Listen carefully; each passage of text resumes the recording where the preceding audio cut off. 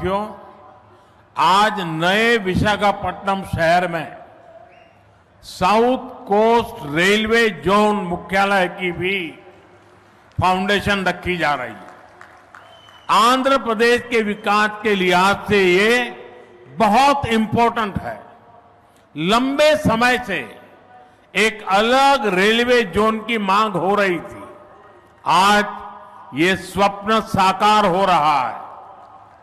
మిత్రులారా, నేడు విశాఖపట్నం నగరంలో సౌత్ కోస్ట్ రైల్వే జోన్ ప్రధాన కార్యాలయానికి పునాది కూడా వేస్తున్నాం.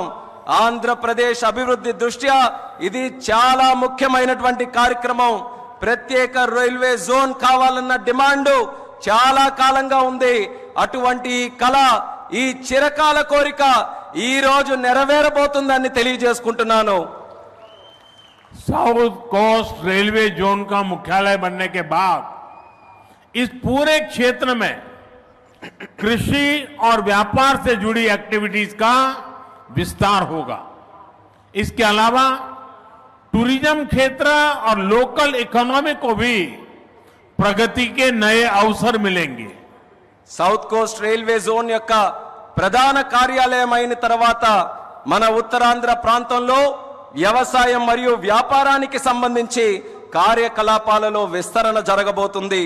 ఇంతే కాకుండా పర్యాటక రంగం మరియు స్థానిక ఆర్థిక వ్యవస్థకు కూడా కొత్త అవకాశాలు లభిస్తాయని తెలియజేస్తున్నాను.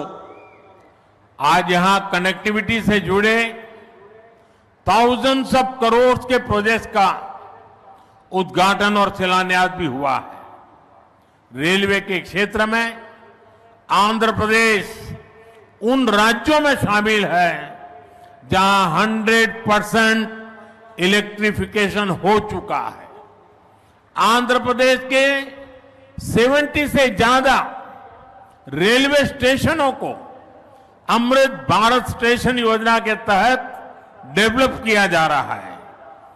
आंध्र प्रदेश के लोगों की ईज ऑफ ट्रेवल के लिए 7 वंदे भारत ट्रेनें और अमृत भारत ट्रेन भी चलाई जा रही है। నేడు కనెక్టివిటీకి సంబంధించి వేల కోట్ల విలువైన ప్రాజెక్టుల ఇక్కడ ప్రారంభోత్సవం మరియు శంకుస్థాపన జరుగుతుంది. రైల్వే రంగంలో ఆంధ్రప్రదేశ్లో నేడు 100% విద్యుదీకరణ జరిగింది. ఆంధ్రప్రదేశ్లోని 70కి పైగా రైల్వే స్టేషన్లు అమృత్ భారత్ స్టేషన్ల కింద అభివృద్ధి చేయబడుతున్నాయి. ఆంధ్రప్రదేశ్ ప్రజల ప్రయాణ సౌలభ్యం కోసం 7 వందే భారత్ రైళ్లు అలాగే అమృత్ భారత్ ట్రైన్లు కూడా నడిపిస్తున్నామని తెలియజేస్తున్నాను.